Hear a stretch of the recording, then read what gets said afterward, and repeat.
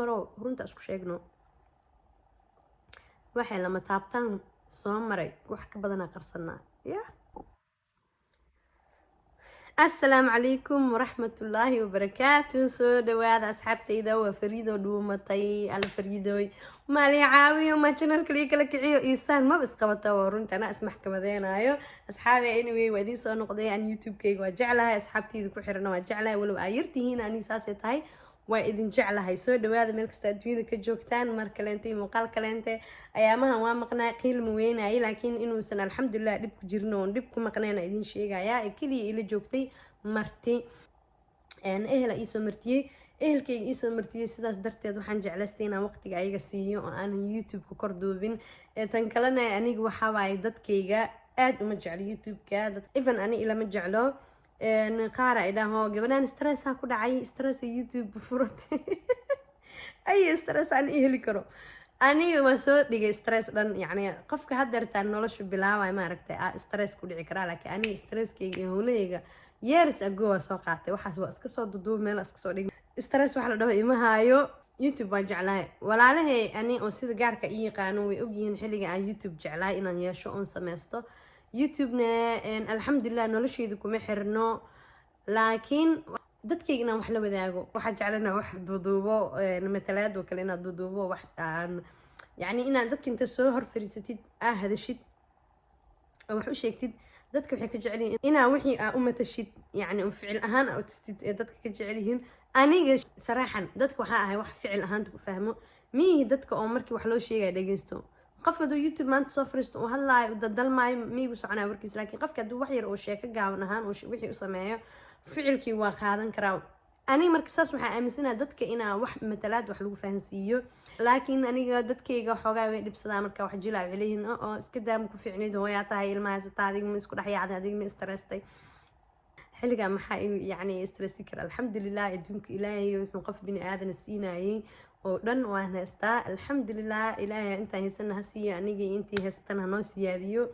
asxaabey waxyaabo badan iga dambeeyay waxay iigu yaabka badna horta wixii yani intaan YouTube ka maqnaay oo aan video kasoo sameeyo usoo cararayo waxaa ka mid ah yaa gadaasheeda kaga muuqda maasha allah tabaarakallah aan sawirkeeda fuulka dhigo lama taabtaan ama qaarala isa u taqaaniin ayada iga caansan gabadhii ayaamahan social mediaha qabsatay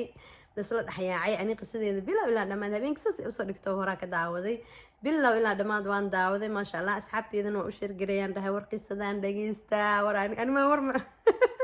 war gaarsiinta ku fiicanay taabtaan horta maasha allah aad ugu xirna ani channelkeeda iyo tiktokeeda maasha allah gabar walaasheen waaye nolosha maraan kulanay markaas aan kulanay waxaan ku ogaa aad intaan uga yareed maasha allah gabar yar ahayd aad u bucbucle qurux badan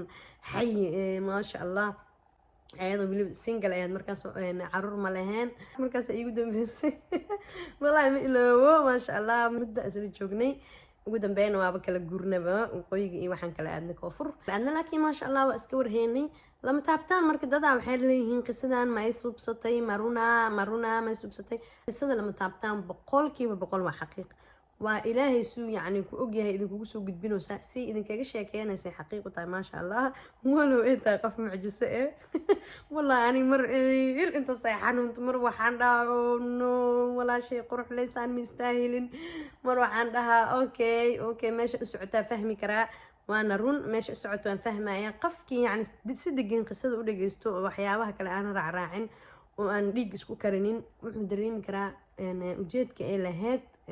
abaayo qaaradaas u taqaaniin adinka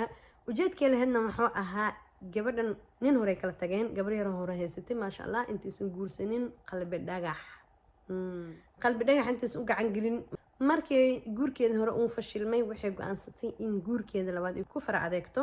ay ku mitido saas darteed qalbi dhagax markii uu ilaahay calafka ugu darayba isla markiiba way ka heshay way jeclaatay way la dhacday nafteedana waxay u sheegtay ninkan inuuna u yahay mustaqbalkeeda aabihii gurigeeda saas darteed bay waxay go'aansatay in ay soo dhaweysato si daacadna u hadashay wixii jiray in adeernimada iyo qabiilkan ku raacay waa run oo soomaalida qabiilka isku heebeystaan oo nin xoogaa sokeeya cidaada markuu qabo waxa isla cidaadan ku joogto ka dhicinayso waa talka laakiin qalbi dhagax deeq waana abuursa ka horeysay ilaahay buu ma abuurin qof in la dhiciyo waa nin xoogaa dhagay adag say noo sheegtay saas darteed bay gabadhan jabka ay martay u martay halkii go-aan ee nafteeda u qaaday oo ah in aysan mar dambe caruur kale aabaa dhalin ninkan ay gursan doonto ilmihiisa ay asaga isku hayso go-aankaasa wuxuu u sababay walaashan wixii ay jab ee ka sheekeysay ee martay waxaan arkay committee ugu soo qorayna waan kaa carooday naaya waxaan naasmis ma ahayn anigu saan ma yeelan dumaro runta isku sheegno waxay lama taabtaan soo maray wax ka badan qarsanaa ya lama taabtaan ama easy noqonayba gabdhaha qaar oo iska warqabnaa waxa aan qarsano oo hoosta ku heesano lama taabtaan maasha Allah strong waaye qofkaana qof ilaahay intuu qof xayinimo siiyay waay waan ka dareemi kartiin sheekadeeda daas fiican dhageysatiin go-aanka ay qaadatay sida ugu mitiday iyo ficilka ay sameysay iyo waxyaabaha ay qabatay laakiin